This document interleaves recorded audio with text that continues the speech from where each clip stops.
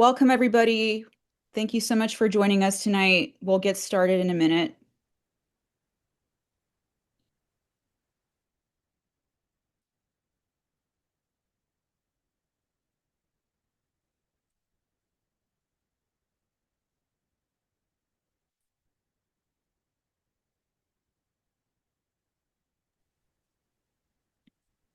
All right.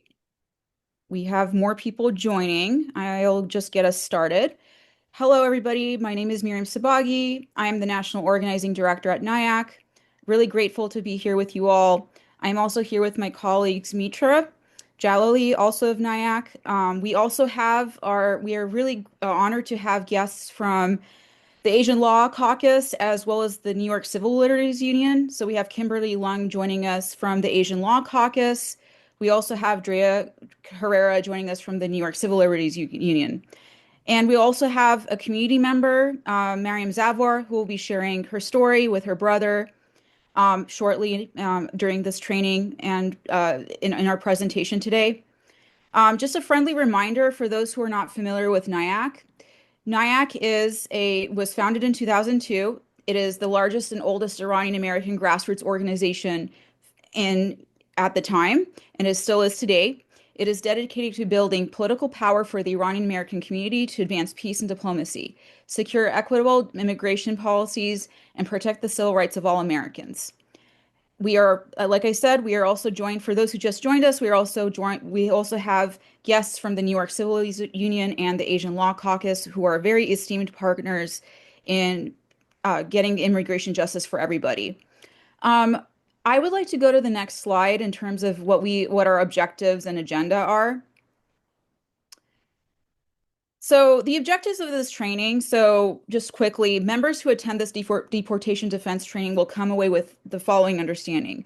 What our rights are at home, in the workplace, and other places, regardless of immigration status, how you can support community defense against unjust ICE arrest and deportation where you are. And just as a big disclaimer, today's training is for general information purposes and should not be construed as legal advice. I want to be very clear on that. Next slide, please. The agenda for today is that we will be, like I said, we're in the welcome part of the present of the training today, but we will then be going to a Know Your Rights session with Kimberly Leland. But before we go to that, to Kimberly's presentation, we will also have a community member share a personal story about her brother's recent recent ICE detention. And we are very grateful for them to be here, taking time out of their day to be sharing their story. And followed by Mariam Zavor, we will also have Kimberly Lung from the Asian Law Caucus doing her presentation on Know Your Rights, followed by Drea Herrera, the New York Civil Liberties Union. We also have a Q&A. We will be taking questions at the end after all the trainers' presentations. If you have a question right now, feel free to share your question in the Q&A function at the bottom of your screen.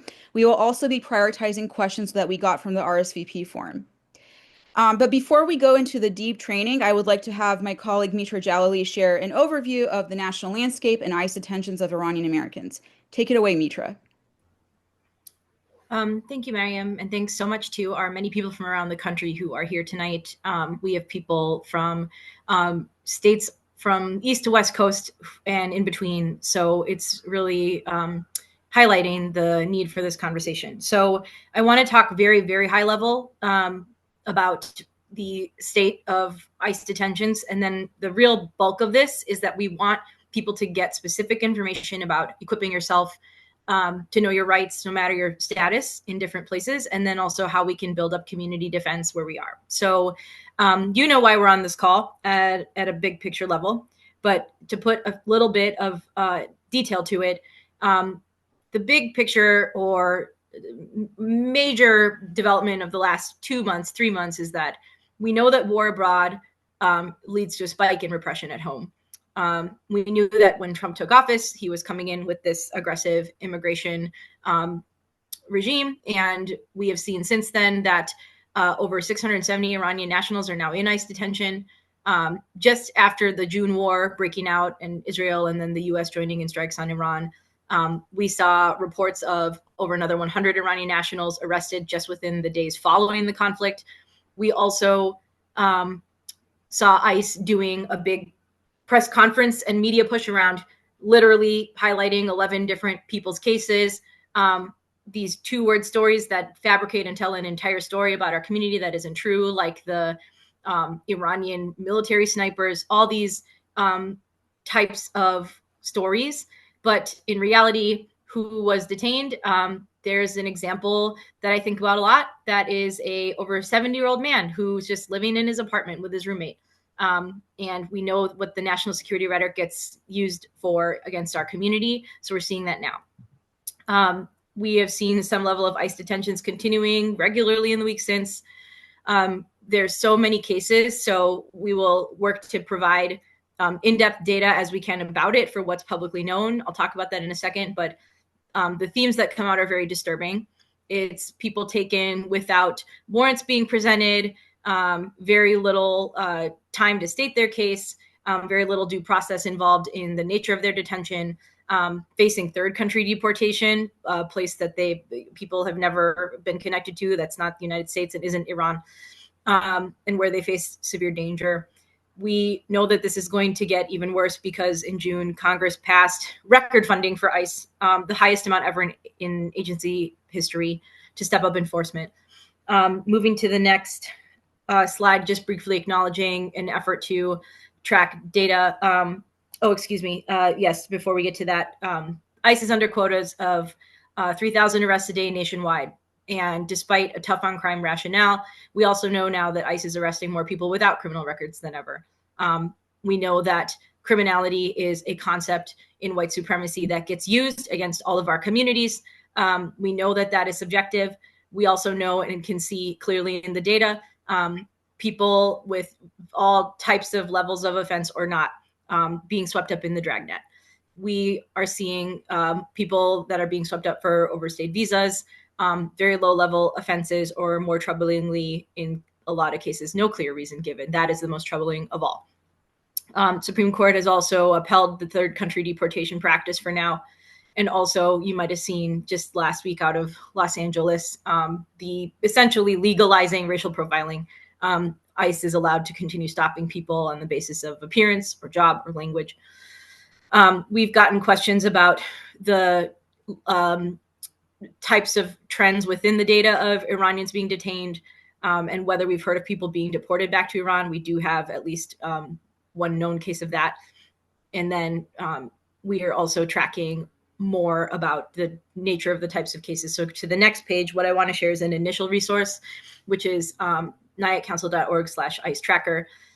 Please note, this is where we can find and gather and store in one place publicly available information. So there's a lot of cases that are happening that aren't getting any type of media coverage or any type of government acknowledgement, but are happening nonetheless. So as we work to break out this data further, I will say that the overwhelming majority of these are individuals who have been out of status in some way, but are being targeted at an aggressive level now because of nationality.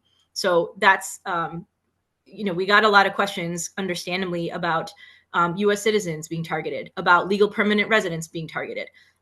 Those cases are much less featured and not, frankly, really seen, except maybe in one or two that we are aware of. This is overwhelmingly happening to people who are on, for example, a previous agreement of withholding of removal. So out of status, but had essentially like an arrangement that if you come to your ICE check-in regularly, you're allowed to continue to being here. That's the type of thing that's now being dispensed with. And that's where you see cases like some of the ones that are on this tracker are ones that you'll recognize. So I want to make sure we can keep moving through this to transition to how we can do something about it. But before we depart to that, I want to just share some examples that we've seen in the news and that many of you are seeing, which drew you to this call. I'll start from right to left on this slide, but Mahdi Khan Babazadeh was dropping his child off at preschool in Beaverton, and dash camera footage from his car showed a aggressive arrest by ICE being talked to in front of his kid, him trying to stay calm. Um, and this case really shows how the previous sensitive locations guidance from ICE is just out the window. That guidance that said we don't want detentions and arrests happening in churches, schools, hospitals, places that are sensitive locations where people are receiving social services or care or doing their lives. This is a really heartbreaking example of what that looks like. You might have seen the case of Shoutout Immigrant. So she had recently passed her citizenship exam and was waiting her ceremony. Now she's being detained. We have very little information about why that is. We are working with her attorney and with her family to map what supports they need. But this is a woman who is just living her life in Studio City in the LA area. She's now needing medical attention in ICE custody. So we're working with her member of Congress to get the attention she needs and also to support her attorney in how we can help them. So what I'm going to do now is pass it to, we have special guest on our call tonight who's with us and who has lived this firsthand. I would like to just briefly welcome Mariam Zavar, who is the brother of Reza Zavar, whose case you might have seen in the Washington Post, was facing deportation to Romania and just recently was able to actually be released and has been transitioning to something resembling normalcy these past few days. So I want to say just in the wake of all that, how much it means, Mariam, that you would make the time to be on this call with us tonight and give you some time to share what you want to about your family story. And then we'll transition to what we need to know about this, regardless of our status. So welcome, Mariam. Thank you. Hello to everyone. My brother Reza Zavar was kidnapped by ICE on June 28th, and he was just released this past weekend after being in detention for 77 days.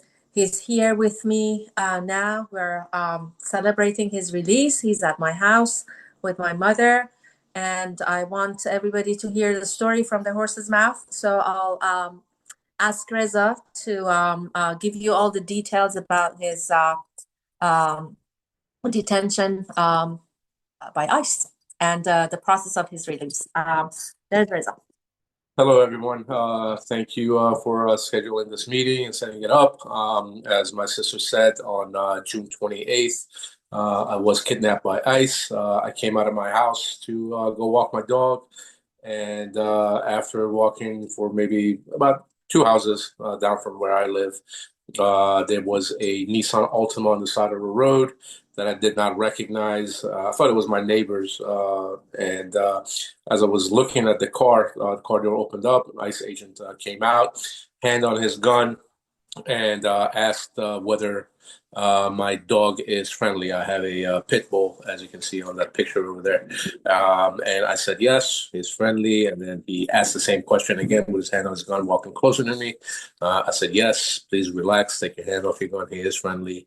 And then three other SUVs pulled up from the opposite side of the road, about 5 to 6.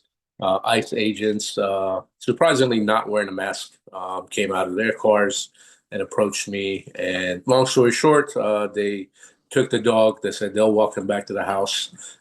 They put the handcuffs on me and transported me to Baltimore, Maryland. They have a holding facility on Hopkins Plaza. I was there for about 4 days, and then they transferred me and other people that were there. There was 2 other Iranians actually that were there with me, and they transferred all of us to Port Isabel Detention Center in Texas. I was there for about a month, and then ICE told my lawyers that they're going to be transferring me back to Maryland because they've been ordered for me to stay close to my home area. Possibly for getting a bond or having a court hearing or being released. They gave us a lot of hope, and so they took me from Texas to Ohio. I was in a county jail in Ohio for about 3 days, and then from there they transferred me to Baltimore. I was there for about 5 days. I kept asking them, what are your plans for me? And they kept telling me that, yeah, we've been ordered to keep you in this area because your case is different than everybody else's. And finally, on the 5th day, when they were getting ready to transfer me and a lot of other people that were there, I asked, while they were putting the shackles on me, I asked them, I said, so where are you taking me? And they said to Wynn Correctional Wynn Parish Correctional. I asked, where is that? And they said it's in Louisiana. So I don't think they ever had any intention of keeping me over there. I think it was more of just transferring me from one location to another to make that time as hard as possible. I don't know if you guys know anything about the Baltimore holding facility, but it is absolutely horrendous. It is a room that's about 20 yards by 6 yards, all concrete and metal, and everybody would just sleep on the floor with no blankets, nothing, no mattresses, just one bathroom, no shower, a very minimum amount of food to eat. And at any given time, there would be about 30 to 40 people in those rooms. And then, yeah, like I said, after that, they transferred me to Louisiana. I was in Louisiana in Wynn Correctional for about 30 days. Horrendous conditions over there. People coming in and going out all the time. There were about 40 to 50 people getting deported every night. And then there would be another 40 to 50 people coming in after that. We didn't have hot water for about 2 weeks. Phones kept breaking down. Air conditioning would go out. Noise 24/7. The guards over there. I can only describe them as folks that were able to, have a heartbeat and pass a background check. And that was their only qualifications. They were terrible at their jobs. Didn't follow the rules. Didn't enforce any of the rules. They would enforce ridiculous rules, but not the ones that would be important to enforce. Let people just do whatever they wanted to do over there. So yeah, that was. I thought Texas was bad, but once I went to Louisiana, Texas seemed like a Four Seasons hotel. So after that, I was fortunate enough to have a great legal team, great support from family, friends, neighbors, and ended up having a habeas corpus hearing a few weeks ago. Where the government lawyer came in and seemed to be very incompetent, was not able to answer any of the questions that the judge or my lawyer were asking of him. They asked the lawyer, what have you done to, has Romania responded to the deportation request? They said no. Has Australia responded? They said no. What have you been doing since 2007 to deport him? He said, I don't know. So pretty much every question that the judge asked was either a no or I don't know. And so I was fortunate enough and lucky enough that the judge made the right decision to finally order my release. Not this past Monday, but the Monday before. And I was finally released from ICE custody in Louisiana last Friday. And made it back home this past Saturday. So I'm glad to be back home with my family, my friends, and hoping to resume my normal life very soon again. Reza, there are no words for what you've had to endure, and it is a cause for great celebration that you could be here tonight with us. I want to thank you for being willing to share your story, to really expose the arbitrary, baseless, just poor nature of this entire this big machine that we're all fighting. So I want to thank you for even making time after everything you've had to go through. What we're doing here tonight is hoping to help create those supports around you, like how you got to have, and just so relieved to see you here tonight. I really am. We're all praying for your continued recovery from this. Thank you for sharing with us. Thank you. And this is really just what we wanted to do before we go into the strategies, is just really share how harrowing these experiences can be.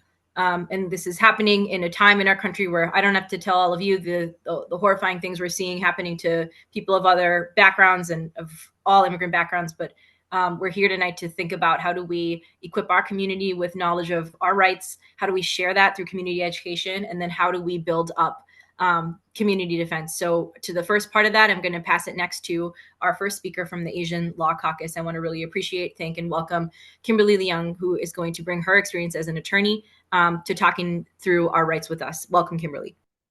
Thank you so much, Mitra. Before I begin, I do want to say, wow, Reza, thank you so much for sharing your story. I'm so glad to see you at home with your family. And just as I was listening, I was just feeling a lot of emotions, including anger and anxiety. So I just want to name that for those of you listening at home. We appreciate your attention, and we do hope that you are making space and taking time to take care of yourself, because this stuff is certainly not easy. Thank you, Kimberly. I appreciate that. So just by way of introductions, my name is Kim, she, her pronouns. I work as staff attorney at Asian Law Caucus, and ALC is the nation's first API legal and civil rights organization. And for the sake of time, I'm not going to go into a fuller introduction, but I do have on the slide that will be shared with you afterwards my contact information and ALC's website. So please do feel free to reach out. We would be very happy to hear from you. So before I dive into Know Your Rights, I do want to first say an acknowledgement that in this time and under this Trump administration, knowing your rights does not always result in your right being respected, right? We know that, we've seen that, we've experienced that. Still, asserting your rights in this time still works. And we have also seen plenty of examples of that. So sometimes it doesn't work in the immediate, but even in those instances, the fact that you asserted your right and they were nonetheless violated, those facts become very important in potential subsequent lawsuits and advocacy afterwards for redress and longer term change. I just want to say that to emphasize that Know Your Rights remains a very important tool in our toolbox. I hope today you can come away with more knowledge. This isn't going to be a comprehensive training, so I'll just say that up front. I do encourage you folks to attend a local training from a community leader or community organization in your locality, because those trainings will necessarily go through local resources that I'm not able to do in a training like this. All right, next slide, please. Okay, so I was asked to come here to talk about knowing our rights so that we can assert them, and specifically knowing our rights in different contexts. So in the private context, when we are in private spaces, in our homes, in the public context, and also I'll also address in ports of entry during international travel. So why am I making these distinctions?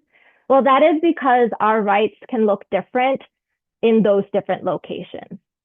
And for some, so in terms of I know I'm speaking to a very learned audience. So your rights are more expansive at your home, in private spaces, relatively less so in public spaces, and then more restricted at ports of entry during international travel.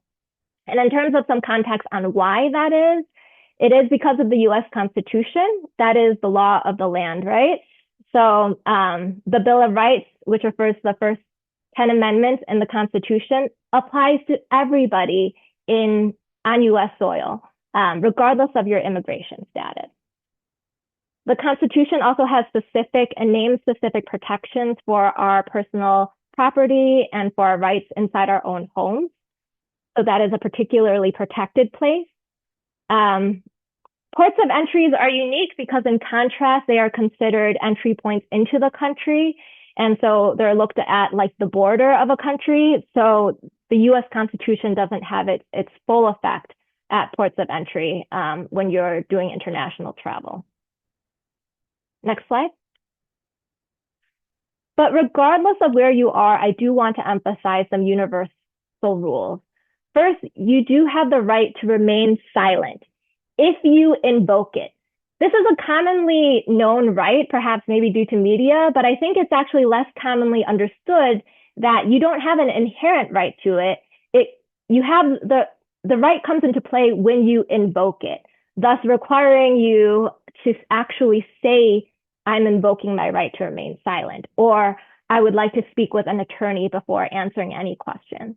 A lot of people from my community, from our communities, may not have may not speak English. And so I think these are where the red cards come in handy, where people, if they do not speak English, they can use the card and point to that specific sentence on the red card.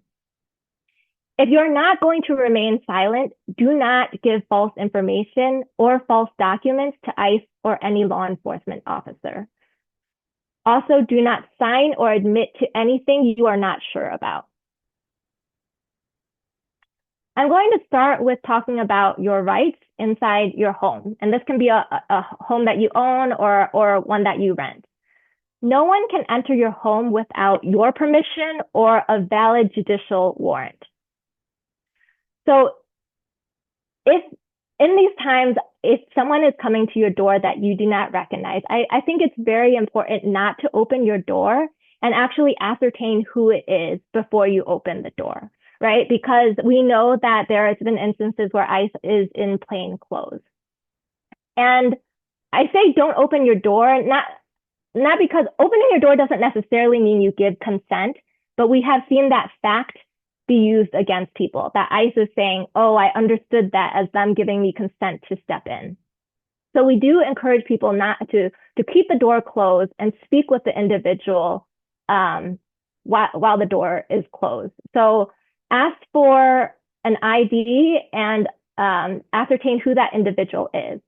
If they identify themselves as a federal agent and are seeking to come in or asking you to open the door, ask for it's important to decline that and also ask for a judicial warrant because they cannot come in without a judicial warrant. And if you ask them to leave, and if they don't have a judicial warrant and you ask them to leave, they should leave your premises. Don't give ICE any documents or information. And after your encounter, call your local rapid response hotline. Usually, depending on your locality, there might be a network that amplifies this information and alerts people that ICE is in your neighborhood. Next slide.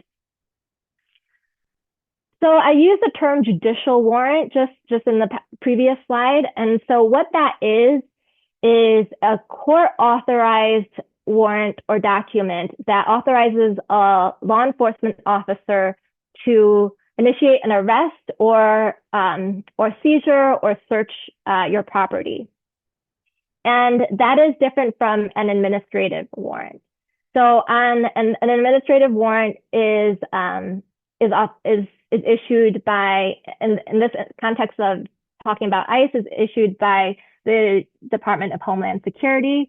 And so here on this slide, I just want to make sure you can make the distinction between these two. I have sample warrants on this slide. On the left is a judicial warrant, and on the right is an administrative warrant.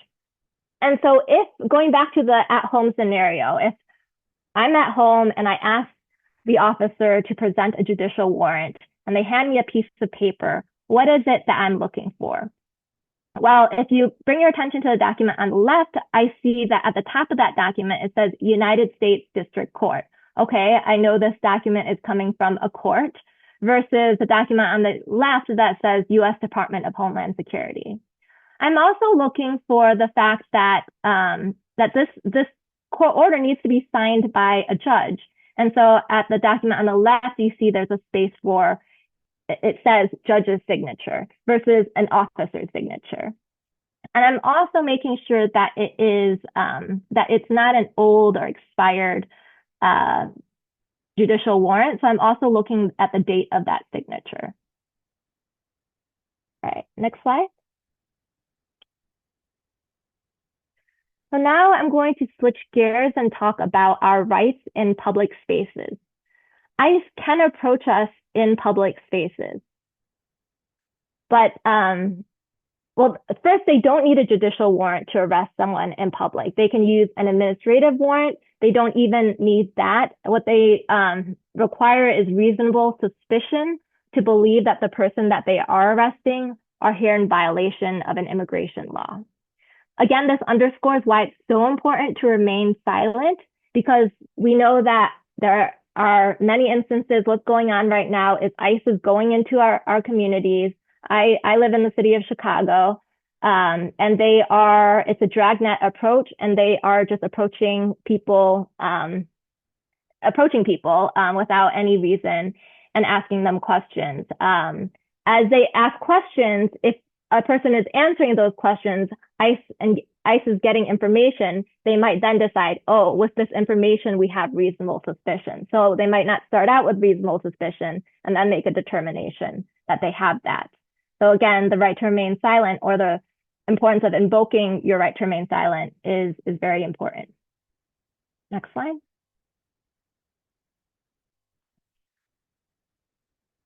So if ICE approaches you and asks you questions, again, invoke your right to remain silent. Also, ask if you are free to leave. For your safety, we are advising that you ask that you are free to leave. Do not make assumptions.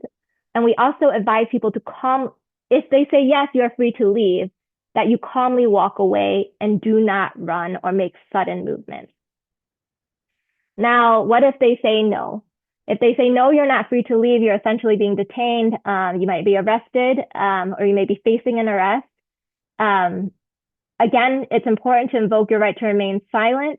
Especially do not answer any questions about past encounters with law enforcement, right? As I just previously said, they might be fishing for some information to get reasonable suspicion.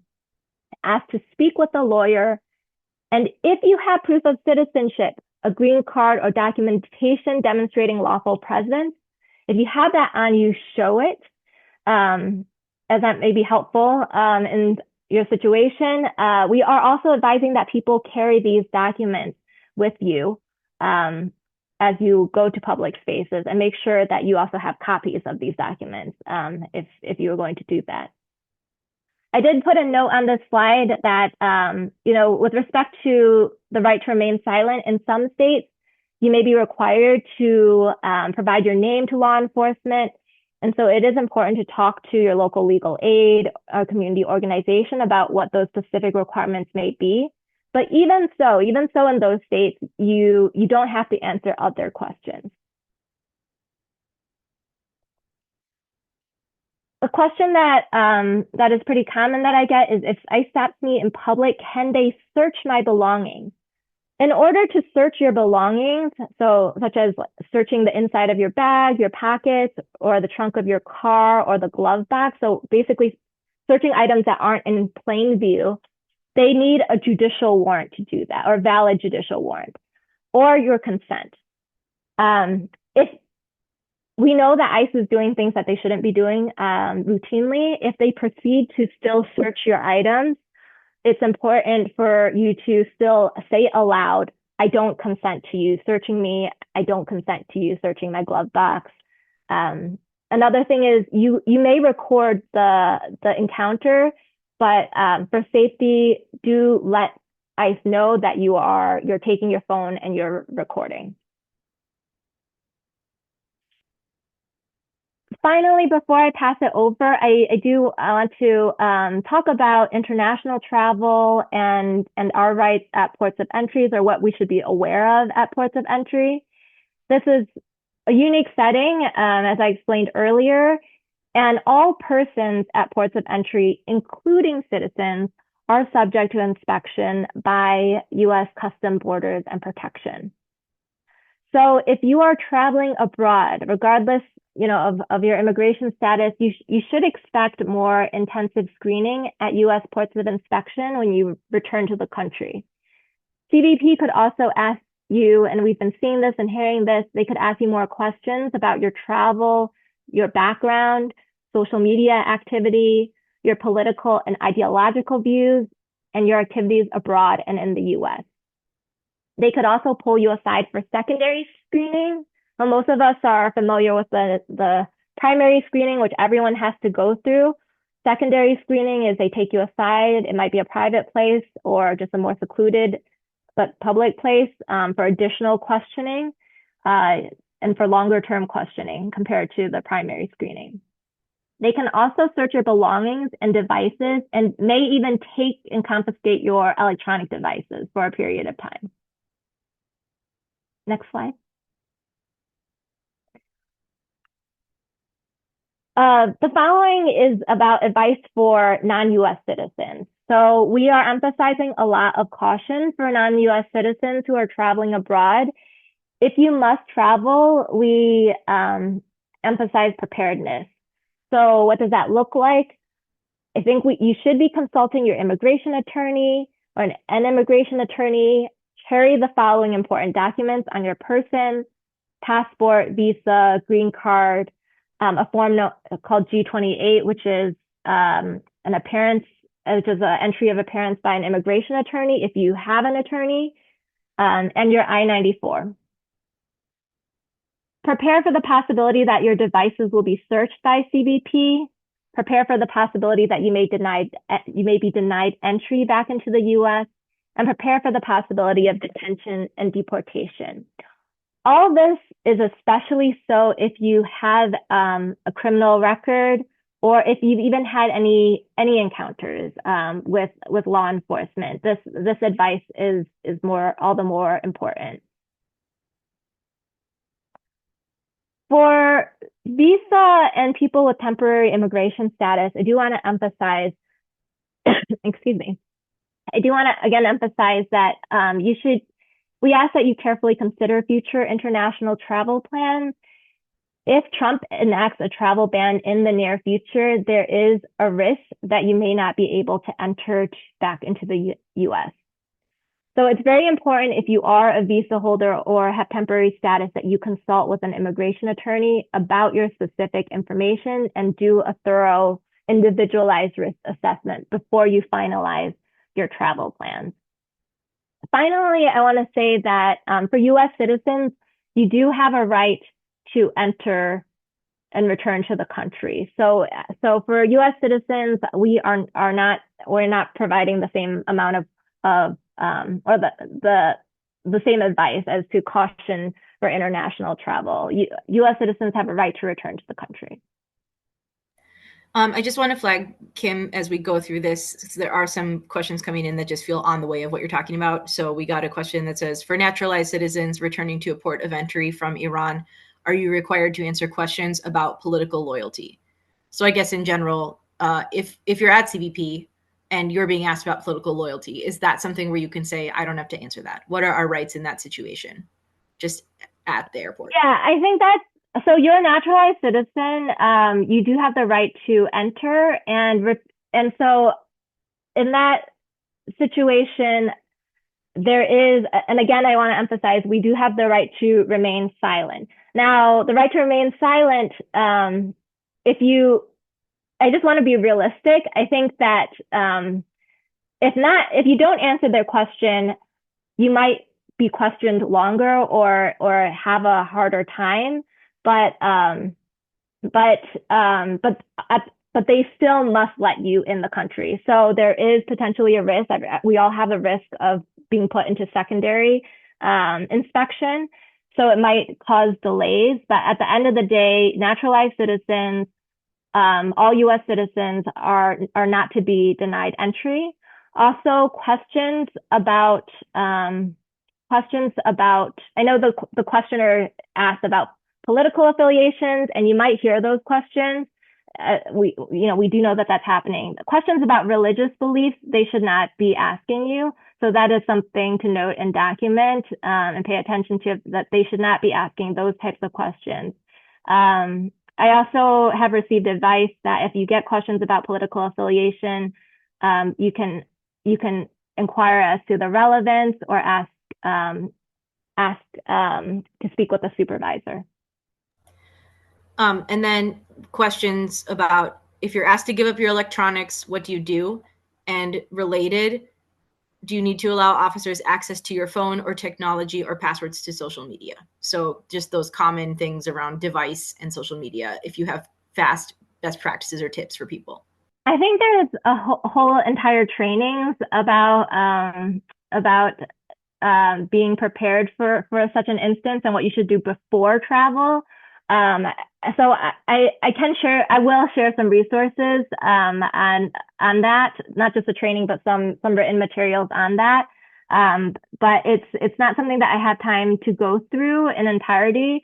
But they do have the right to search your belongings, confiscate your belongings, and they do ask for passwords. And again, you may say, I'm not going to give you these passwords. Again, that can cause delays. And those delays may be more significant, right? As I talked about, if you aren't a U.S. citizen. So if you're, especially the most vulnerable, if you aren't a U.S. citizen, they may deny you entry for not cooperating. And so I just want to emphasize that is very serious, right? But that's why I want to emphasize the training materials and the resources that I'll send to you after this about digital security before you travel. Thanks. I'm also working to provide some follow-ups in the chat on these, but I'll let you keep going, Kim. I appreciate it.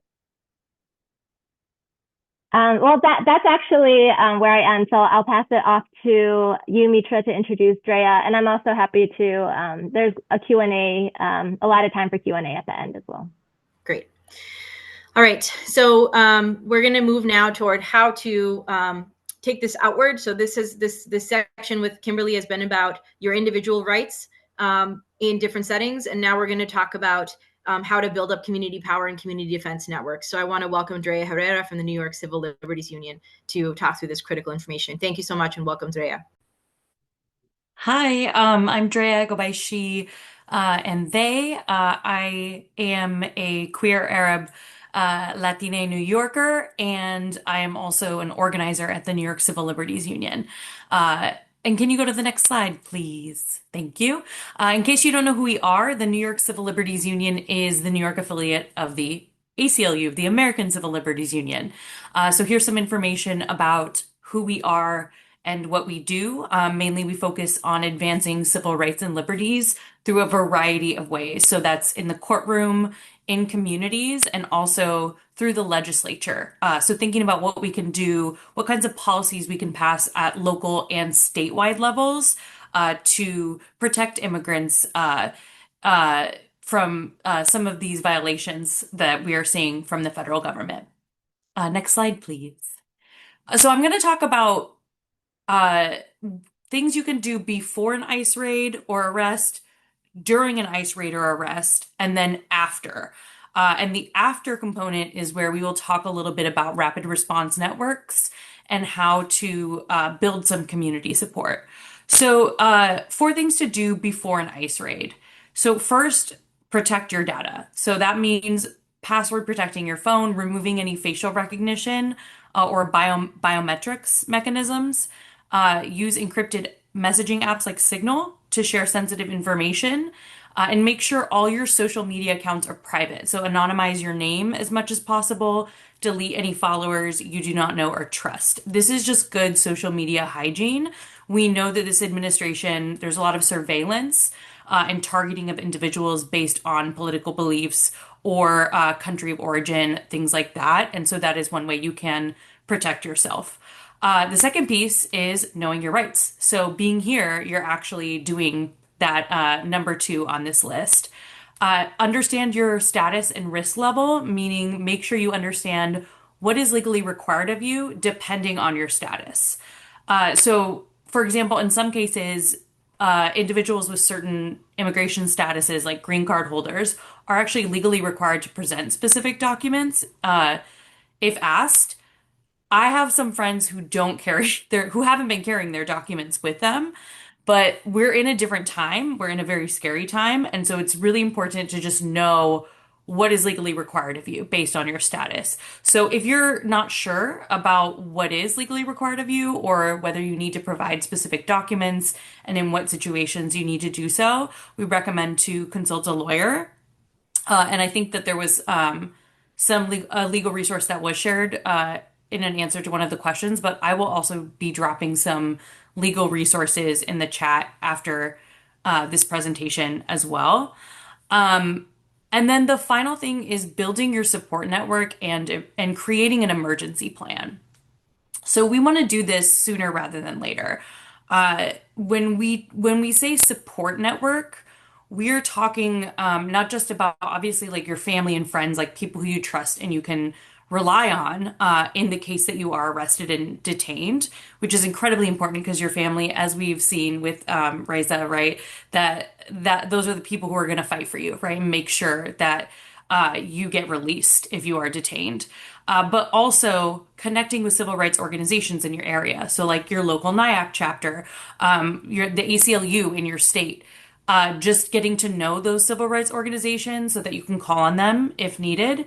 And then joining local community-based groups. So that could be mutual aid groups in your area, ICE Watch. Here in New York City, there is a really strong network of local ICE Watch groups. And if you don't know, if you're not sure, if you're like, how do I find these groups? You can literally Google mutual aid groups in X, whatever city you're in, whatever. You could do your state, city, and then you could do your neighborhood even. And so that's the first thing that I would recommend doing is seeing what types of groups are already out there and doing this kind of work. There are groups that are doing release campaigns and things like that. And so staying in touch with those groups, neighborhood watch groups, things like that can help you stay informed, not only if there is a raid happening near you or your friends or family, but also it will help you build community before an ICE raid happens, before an arrest happens, and to be better equipped to actually respond more quickly if you or a loved one is arrested. And then finally, the emergency plan piece. Oh, sorry, Mitra. Yes. Is your hand raised? I see it. I don't know. I should lower that. Sorry about that. I was like, also feel free to stop me if let me know about timing. I'm gonna really try and stick to 15 minutes. So we'll see. Yeah, we're doing great on time. So Okay, sorry good. for messing with your flow. I just had a leftover thing on. Go ahead. Thank you. Totally fine.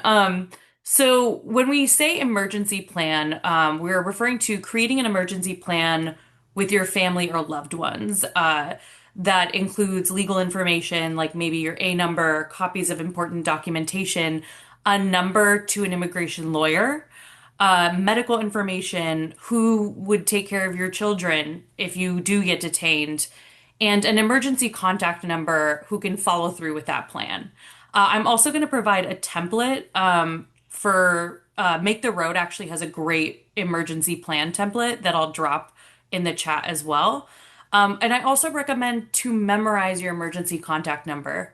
A lot of people, especially like millennials and Gen Z folks, we're not used to memorizing numbers. We have our cell phones and we kind of, just whenever we need to call somebody, we use our cell phone to call them. But in the case that you are not able to get to your cell phone or an address book, it's always a good idea to have one number memorized of someone you trust. And that person should be your emergency contact who understands the emergency plan that you have built together. Next slide, please. Thank you. So during an ICE raid, if you are arrested by ICE, a lot of the same, if you're arrested by ICE, if ICE is, stopping you, that kind of thing, a lot of the same things apply that have already been said by Kimberly, right? To assert your rights, you have the right to remain silent. You do not have to answer any questions, ask for a lawyer. Don't sign anything without speaking to an attorney. So that's just, really important. And then, of course, call your emergency contact. We just talked about this. And this is the person, again, who's going to follow through with your plan. Make sure that you get legal support. And your lawyer should be able to track where you are too, right? We just heard a story about someone who is moved to a lot of different places, and just being able to track where people are located is really important. So having a point person for your emergency contact and also a lawyer is just going to be really helpful for that.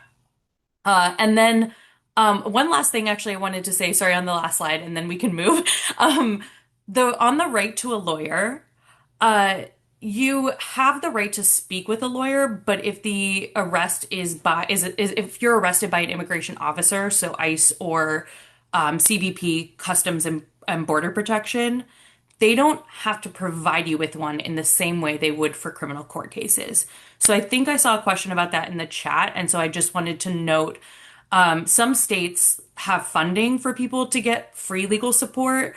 So like in New York State, we actually have something called Knife Up, which is like there are different legal aid organizations that actually provide representation for free or low cost, but that's not always the case, and we can't rely on that. And so I'm going to drop a resource in the chat, but we're also going to talk about, that's why it's also important to have community support if there's fundraising needed for like legal purposes, right? Whether it's bond commissary or getting actually like paying an attorney. So I just wanted to note that. Next slide. Thank you. All right. So now we're getting into how to support like a loved one, a neighbor, a community member. So if you are witnessing an ICE arrest happening, I kind of put this into an ABC format. Think of it as like the ABCs when you see something happening and you're on the ground. So A, assess the situation. What is your relationship to the person? Do you know them? Are they a neighbor? Are they a friend? Are they a stranger? Do you speak the language? That's going to inform how you interact with the person. And because, the person might not actually want you to intervene, or they may want you to intervene, right? And you have to assess the situation in order to decide how to best intervene. Be prepared to document. In the case that you do know the person, it was mentioned you can film ICE. That is your right to film ICE. Um, if you don't know them, but if you don't know them that well, but maybe they're a neighbor, you can, make sure that you write down what their name is, ask them if they feel comfortable sharing what their name is or who their emergency contact is, like, a family member. Do you have a friend I can call? That kind of thing. Write their number down. Um, and then call them immediately after. You can also ask the agents directly, what is your name? Can I get your badge number? What agency are you with? They might not actually tell you what agency they're with because as we know, like a lot of these officers are wearing masks, are in plain clothes, that kind of thing. But you can try and just get as much information as possible about the uniform they're wearing, what weapons they're carrying, if they have badges, if they have information on their uniforms, things like that, and also license plate numbers. We saw this with Mahmoud Khalil here in New York, that it was a horrific video actually of his pregnant wife, following seeing him be arrested and taken into a car and just, I mean, kidnapped, right? That's really what's happening. But being able to actually like get the license plate of the car, being able to share what the officers looked like with the lawyers, things like that, also help track where people are going. We're in a really scary time, and it's always when I do these these kinds of know your rights and deportation defense, it hits me, it's awful that we have to even talk about these things, but we have to talk about them. We have to be prepared to do these things in the case that they happen so that we can find and protect our loved ones as much as possible. And then the final thing, collect and communicate. So this is where after you have all this information, you would share it with the trusted contacts, right? And the community groups that you've already developed relationships with. So just a little bit about like kind of like you want to capture that information when it happens, like write down everything that happened because then you can jump into motion right after the arrest or the raid. Okay, so next slide, please. All right, so obviously the first and most important thing, if a loved one is detained, arrested or detained, is securing legal support for them. I mentioned this earlier that they will help locate and track your loved one and help you fight the case in court. And then we're getting into the other piece around the rapid response, organizing community-driven response to what's happening. So the first thing you're going to want to do is connect with your local rapid response network if you have one. You can also create one, right? You can start a signal chat with the trusted contacts that you have, hopefully will make, whether that's the civil rights organizations, like organizers, people who are at your local NIAC chapter, for example, or like friends and family, people in the neighborhood who you trust. You can start anywhere. You can have 5 people that you trust. You can have 10. You can grow that. And so if people have questions about how to like create a rapid response network, I'm happy to answer those questions. But I would say start by researching and building those relationships now of groups that might already exist, because you also don't want to be like remaking the wheel. And there are groups everywhere. Sometimes you think that there's not, and you just have to do some research. Then the next step is that rapid response network should develop a plan. So, next slide, please. These are some of the questions that I would recommend to consider. Feel free to take a photo of this, write it down, whatever helps you. But when you're developing a rapid response plan, there's a few things you want to consider. What is the timeline? So a longer timeline allows for a more comprehensive campaign with where you can have various strategies, right? And you might have a lot of time. Or if someone is in the process of expedited removal or transfer to another state, you might need to move quicker. And so taking that into account and understanding like the timeline will also help you decide how to respond. If you're responding quickly, you might need to focus on one or two tactics to get the desired outcome. Uh, Other things to consider, again, I'm saying this again, but what community organizations can help? We always want to be asking this, especially if you are close to the person who's detained, because it's really hard when when you're trying to respond, you're trying to like figure all these things out, and you're also trying to deal with your own emotions as well. And so seeking help and support from your support networks is also just incredibly important. Who will serve as the family liaison? So if you are more in an ally position, making sure that there's someone who's kind of the point person to stay in touch with the family and get consent on different things from the family, get their input, things like that. What community fundraising needs to happen? How will you activate elected officials? What is your social media or press plan? And then thinking through what actions will you organize and what's actually realistic. So, like a rally outside of a detention facility, or do you need to just be calling elected officials to get this person home, to get this person released? It just depends on the situation, what those actions might be, right? And what the family thinks, what the people close to the person detained think. And also consider what has worked in the past. So we need to look at release campaigns, campaigns that have been successful in defending people against deportation. And then, of course, the most important piece is who will do what by when. A lot of times it feels like we're scrambling and people are doubling up on like, there's like five people who are reaching out to press, right? Or like, and that's, as an organizer, I've learned you got to write stuff down and you got to really get clear on who will do what by when. That piece has been for me the most helpful thing to keep in my head, which is why it's highlighted.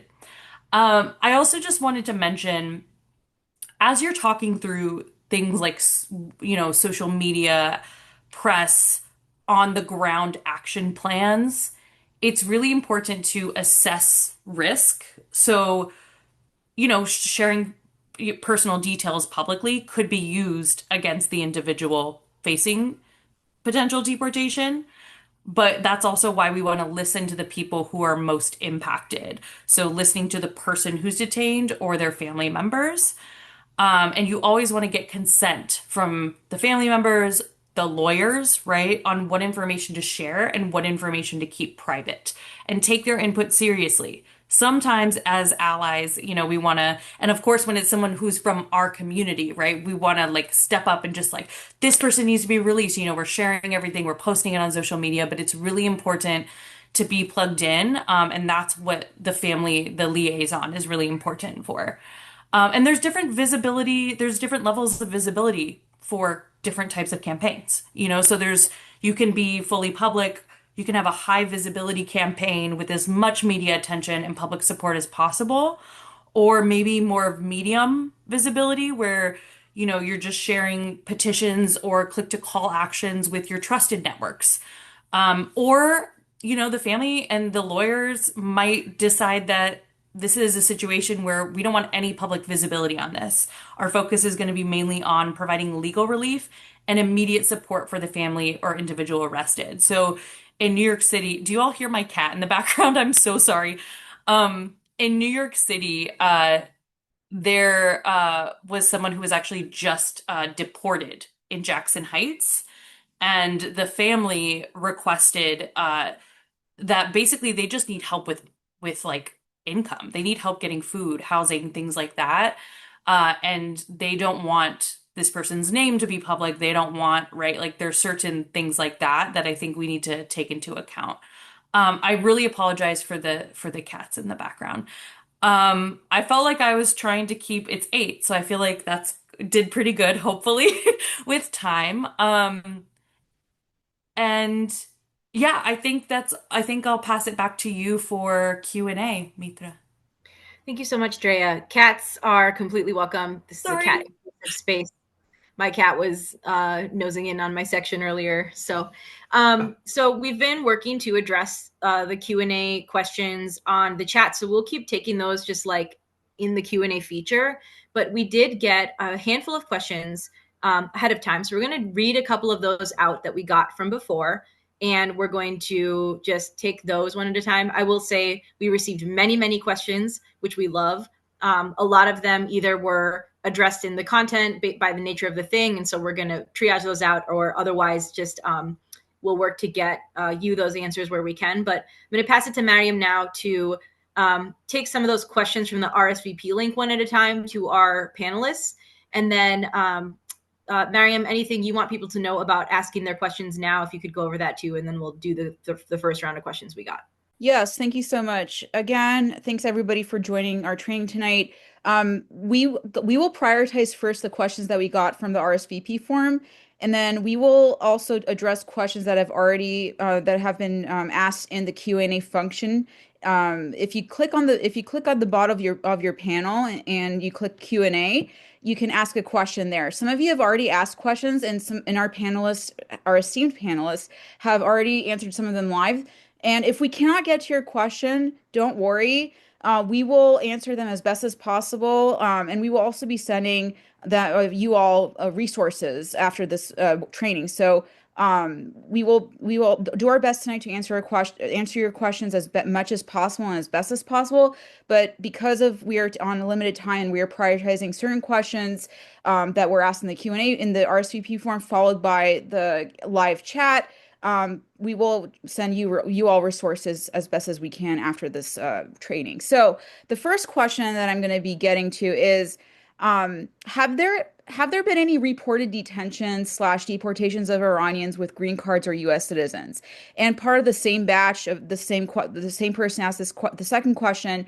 I read reports that the administration is looking for ways to cancel citizenship of naturalized U.S. citizens. Any updates regarding this effort? How real is the threat of this happening for reasons other than criminal records? Do one of the panelists? So let me take the first one. The first part is, have we had reported detentions or deportations of Iranians with green cards or U.S. citizens? We know of one case of somebody who was a legal permanent resident green card holder, that was detained.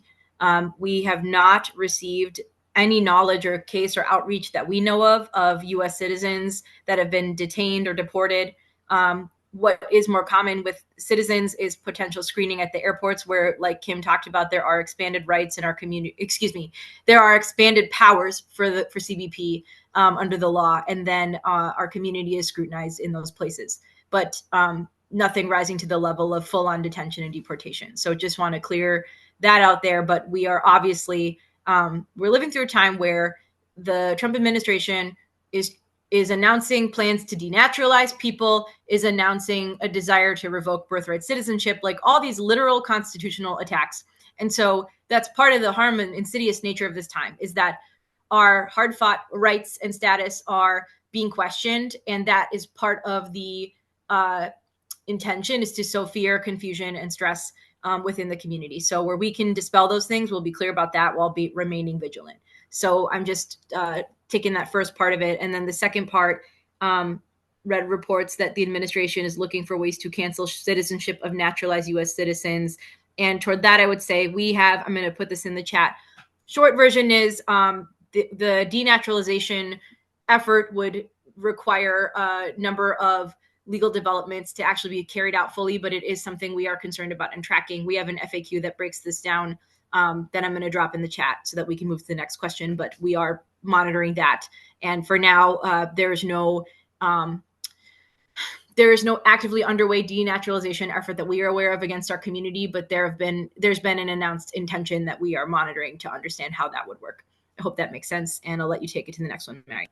Thanks, Mitra, for answering that.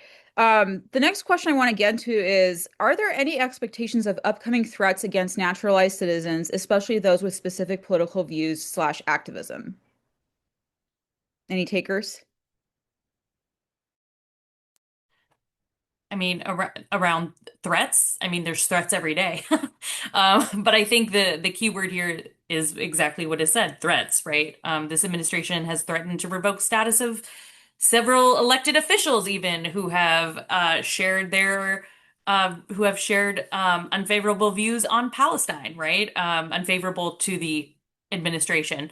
I haven't seen any of those follow through. I think that it is important to note that ICE is in their arguments in the courtroom is trying to use that as a reason, right? But people are fighting that through the courts. I don't know if that helps answer that question. Yeah, thank you. It does clarify.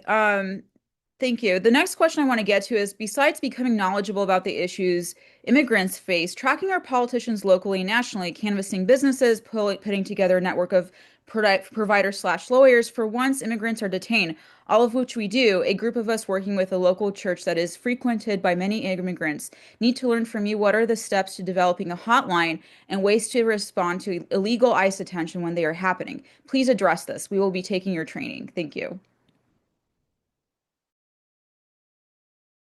So if I could isolate what I heard in that, it's what are the steps to developing a hotline and ways to respond to illegal ICE detention when they're happening? I'm not sure. I guess, Drea, if you have like any examples of people developing like a hotline or a local hotline to get support, would be interested in that. And then I think what I'd like to offer is for this person to share a little more about where they're based and what they're trying to put together so we could support, because that's more about just coordinating supports. But any insights on effective examples would be useful to hear about. Yeah, I think the hotlines that I've seen, at least here in New York State, and New York City, have been like legal guidance hotlines, or like there are hotlines that are already set up. So that's the first thing. I've said this before, but like check to see if there's national organizations too that are tracking different like raids happening across the country, and so I would check that too, because there's already some hotlines set up to report ICE arrests or raids. But as far as like providing support for people in your community, I guess it depends on if you're looking to create a hotline. Creating a hotline is a big it's hard for me to answer this question without knowing a little bit more. And I also don't want to take up too much time. But mainly I would say check to see if hotlines already exist in your area. We can share some resources. And I would check with some civil rights organizations near you as well. But in terms of hotlines, I think the most effective ones are legal guidance ones. It's not always super helpful to create a hotline that's just reports unless you have some follow-up of like what is going to happen with that information. People also aren't going to share information just with a hotline that like somebody has created who they don't know. So that's just like the other piece of it. Yeah, I just want to, I think Drea answered that perfectly. I just want to emphasize that like there's such a wealth of information in this room and among attendees that we are really happy, as I said, to connect one-on-one and connect you to your local organizers, because that's a good question to like really dig into and workshop. I think that like I'm in Chicago and we do have I would consider what a pretty well organized hotline that I have, and I can't take credit for that, but I can put you in touch with some of the folks who organize that, who can share that information if you are in a position or in a locality that no hotline exists and you're looking to start one or organize one.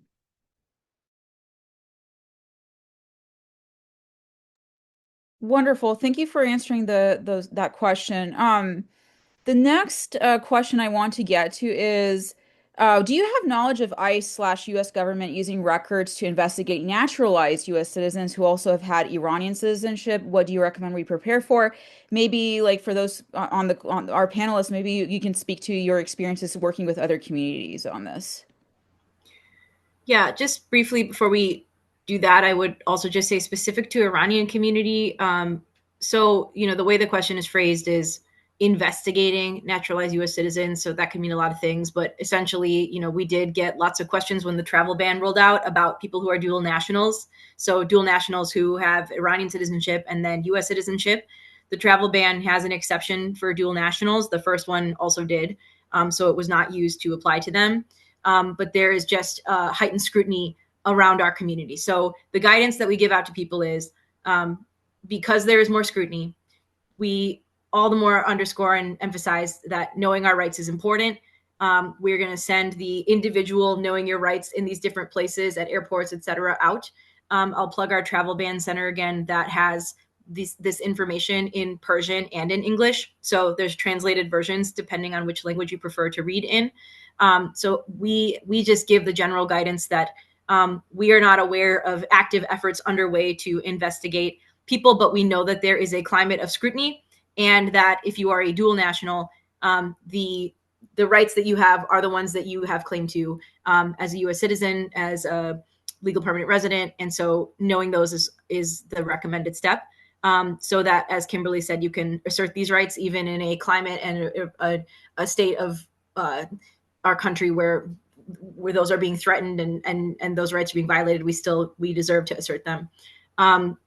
So if other presenters want to chime in on that around the Iranian citizenship or have relevant insight to share, I welcome that. And then if not, we could go to the following questions. Thank you. Anything else you want to add? Go ahead. I think you nailed it.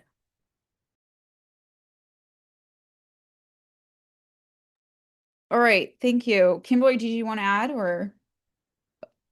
All right, I'll go to the next question. Let me scroll. All right, what are some key things to consider for defensive cases where asylum is not an available form of relief?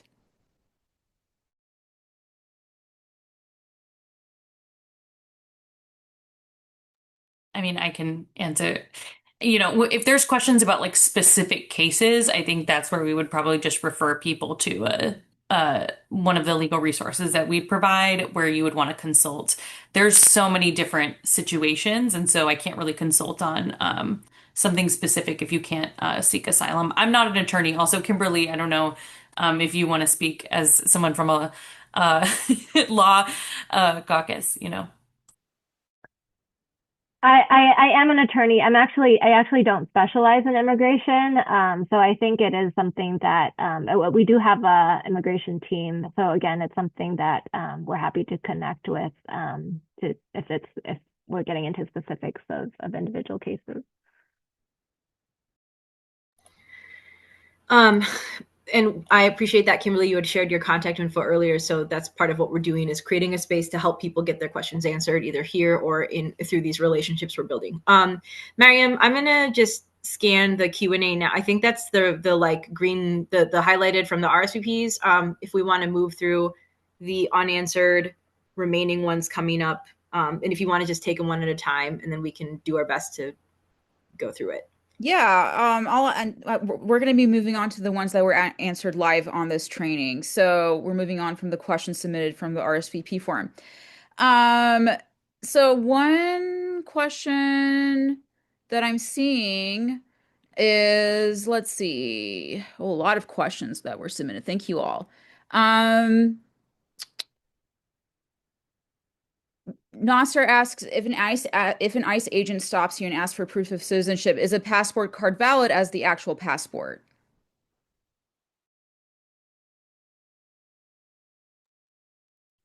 The question is the original copy valid or a copy of the passport?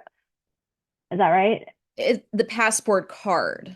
Is the passport card as valid as the actual passport for proof of citizenship? I don't know what a passport card is. Yeah, I don't either.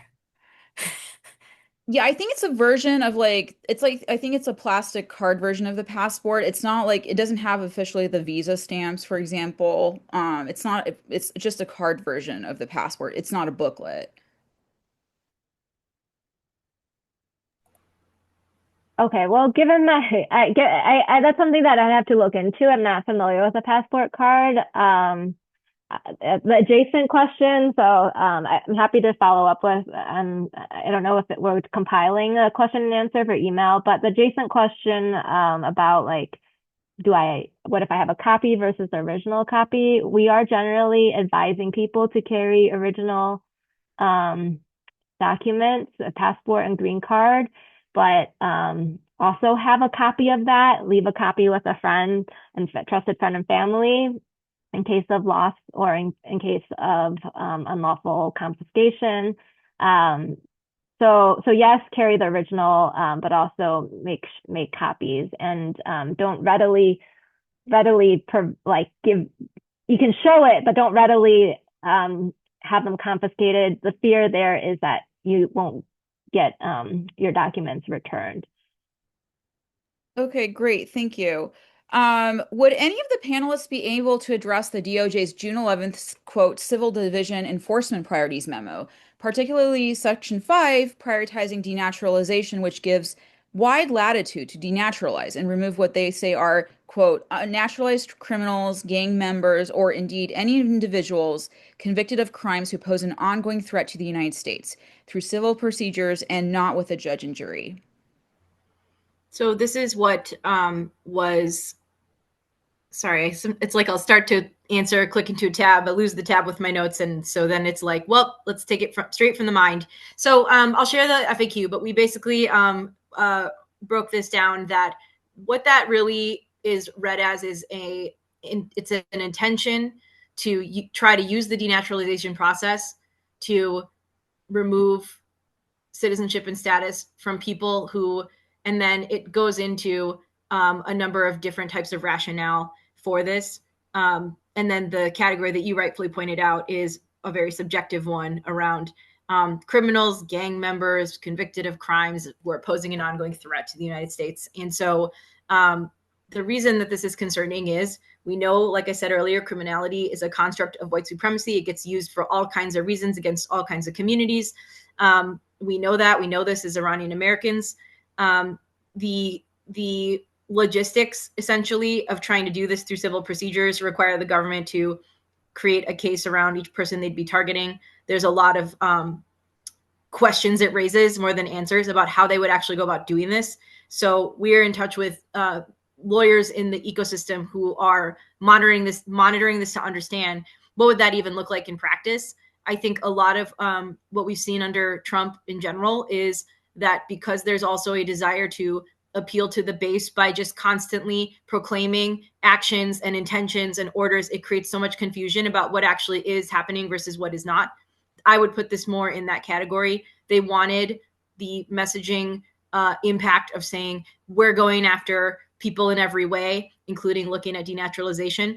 But in terms of how this would actually work in practice, there's a lot that remains to be articulated. So I'm going to put the FAQ to what that actually looks like. But what I would say in short is what I said earlier about the denaturalization efforts. There's actually a lot of pieces that would need to get figured out if they wanted to really pursue that. The reason it's concerning is because it's continuing to build a climate and environment where the broad concept of criminality and being a threat to the country is used against our community, who are everyday people like you and me that are just living their lives and are in the crosshairs because we're Iranian. So I'll share that link now, but that would be the spoken version to really break down how that works.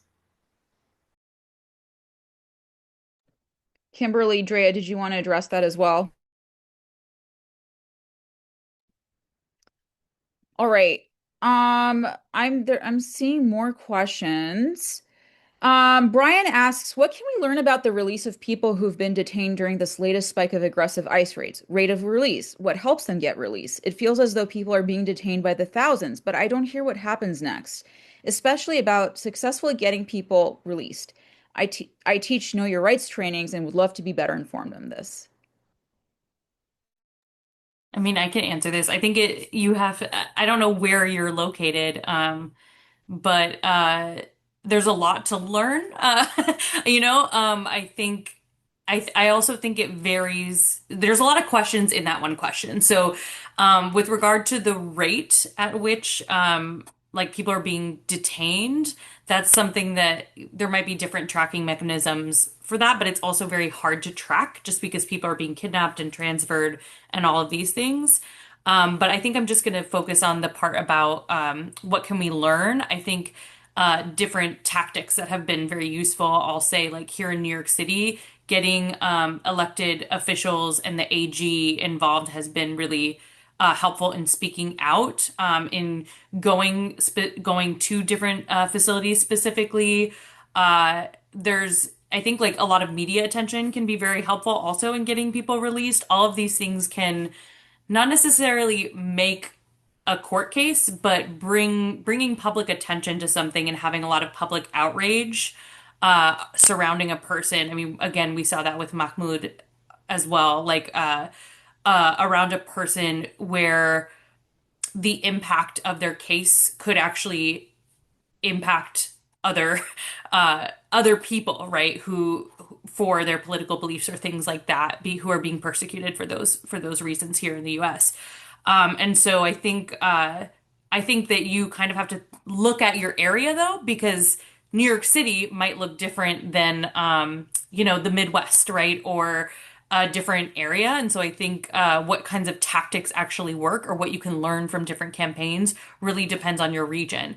And that's why we recommend to reach out to your local NIAC chapter, find community-based groups who already have rapid response networks set up in your area, which you can just like Google these things, immigrant rights, organizations in my area, mutual aid groups, ICE Watch groups in my area, and then you can start to get plugged in and learn about successful release campaigns. Thank you so much, Drea. Really appreciate it. Kimberly, did you want to also chime in? I think Drea covered it. I think that there's so much importance around the advocacy end, but I just also want to emphasize in terms of success of your particular case, representation really helps, and so that goes to that is tried and true, that the rate of success for the immigration cases are much higher when you are represented.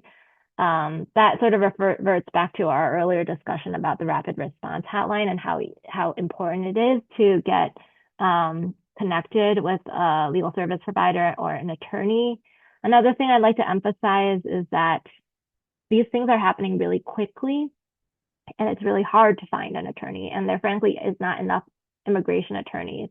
I think a step for preparedness is what we have been working with people and telling people to do is to have a full record of your immigration file, because that's often the first question a legal intake is going to ask you. The legal intake referring to the process of whether a lawyer is looking at your case and determining whether they can or should take your case. They're going to ask you some background information. So having a copy of your records is really important.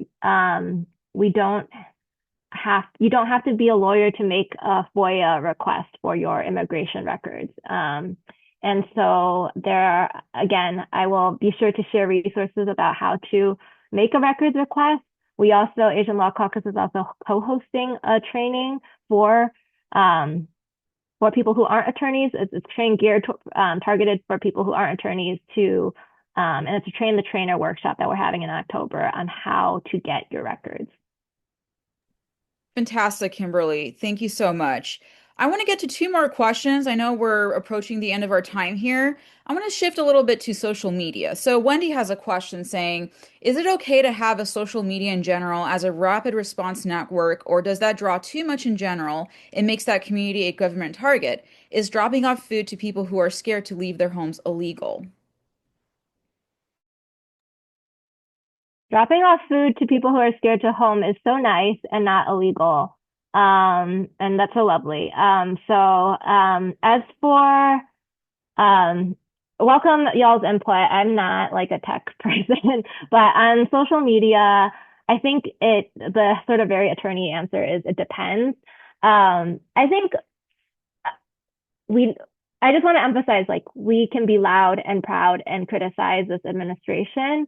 Um, and so I think that goes to my answer of it depends. It depends what you're posting on social media. But if you're posting about a meeting that you are going to invite people of varying immigration statuses to, that is something that you want to err on the side of caution, because if you post the meeting time, the address, the location, and it's a public location, those are the types of things that you really want to be careful about. So really, it is about protecting the privacy of those who are more vulnerable. So our non-citizen friends who are particularly vulnerable. And just to add one thing, I think something that we've been doing in New York City is also we do a lot of risk assessment for like in the coalition spaces that I'm part of. If we're doing a protest about honestly anything, but there's been a lot of protests outside of 26 Federal Plaza. And so we do a lot of risk assessment for, like you said, people who are more vulnerable. If there's an interaction with police or an interaction with ICE, they have, for people who have more at stake, kind of talking through, is it worth it to protest? If they do want to protest, what, what we can do to try and support, like safety marshaling, having accompaniment, things like that as well. So that's kind of just more on the organizing side, not so much social media, but just wanted to mention it.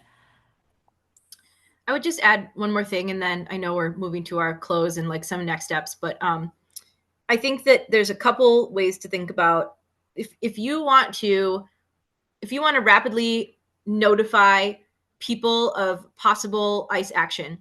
The power of relationships and staying organized and in community and relationship is critical. And if you especially want to stay off the radar or not take this in a public realm, that signal chat of people that you know and have met to tip off what you're seeing, what you're hearing, ask someone to vet, etc., critical. And so that's where the power of organizing comes in and building up community defense.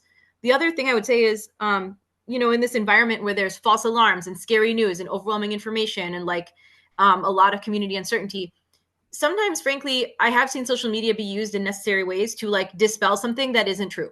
Straight up, have had a Latina elected leader in my community. There were swirling rumors that people were spreading online or through word of mouth that ICE was showing up at this one known establishment. She was at the establishment when all this was bubbling up. She got tipped off by the networks. She went and walked around the entire area, and then she did a Facebook Live that said, hey, right now there's a rumor happening about ICE action at this restaurant. That is not true, actually. It's okay here. I know we're all on edge. Want to make sure people know this is actually not the case. And so I think that it's like we should be aware of how these platforms can become not good channels for the type of work we're doing to keep our community safe. And there are times where actually it is necessary to correct misinformation and to say, we want to make sure you understand at this time this is not true. And so just think about it in terms of what you're trying to do.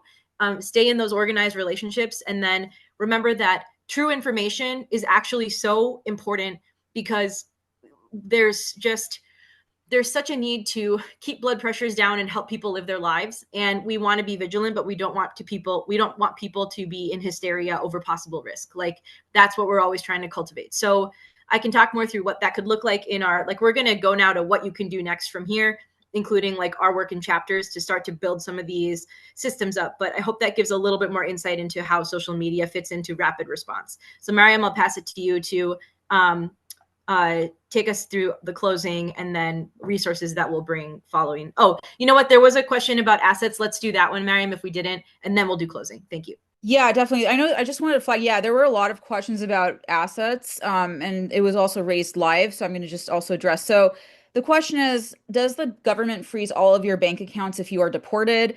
I think this goes to say also about like maybe other property, forms of property that people might have, or even if you're detained in general.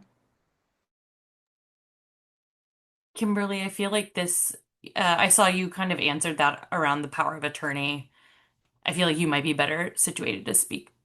to speak to that if you're if you're Yeah, up for it. I think this question, as I said in the chat, I think this question speaks to the importance of being prepared before.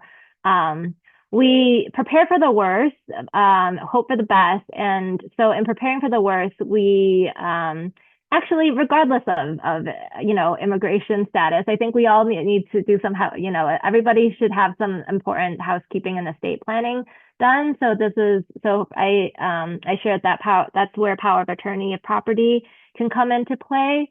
So I think those I would, so power of attorney of property, the rules vary state by state, but the general idea is that you are authorizing a trusted individual to get access to your bank account, but act on your behalf. They are your fiduciary. They have a fiduciary relationship, and so they're supposed to act on your behalf. And so I think there are some sort of family planning, estate planning that you can do and talk to your local legal aid about or an attorney about, that can provide you with more information on how to get that done. Wonderful. Thank you so much. So that closes the Q&A portion of our presentation tonight. I want to move on to what you can do next. Next slide, please. So we want to build up a deportation defense with NIAC, but also I know other coalition partner organizations are also doing the same thing. So I just wanted to highlight 3 bullets. So first, our staff can help impacted Iranians around the country with congressional assistance, connecting to legal support, Persian Farsi translation, and you can contact Mitra at niacaction.org if you know an Iranian needing help. We also do have a team of volunteers across the country who speak Persian and can do interpretation and are also accredited. So yeah, just reach out to Mitra if you need help on that end. The second point I want to raise is sign up for our national translator list. We help attorneys with over the phone Persian/Farsi interpretation and sometimes written translation of documents for their cases. Again, you can contact Mitra at niacaction.org to sign up. And last but not least, our NIAC chapters around the country help Iranians with accompaniment/ICE check-in support, fundraising for impacted families, advocacy to congressional offices for assistance, and more. And you can sign up at niaccouncil.org/get involved/join a chapter to get involved with your own local chapter. We have several chapters across the country from the Bay Area, Seattle, New York, the DC metro area, including Maryland, Virginia, and also the Southeast and the Upper Midwest. So I know this is an all hands time right now, so get involved with your community networks today. Sign up for a local chapter near you. Also donate. If you want to donate to organizations like ours, we highly encourage you to visit our website and click the donate button. So that's niaccouncil.org/donate. Next slide, please. Last but not least, we want to thank you to our expert guests. We are deeply grateful to the Asian Law Caucus and the New York Civil Liberties Union for their cross-community solidarity, work, and expertise. Again, we will send follow-up material as well as a recording of this presentation to you all, and feel free to share with your networks. That is already a step in knowing your rights and also protecting your community.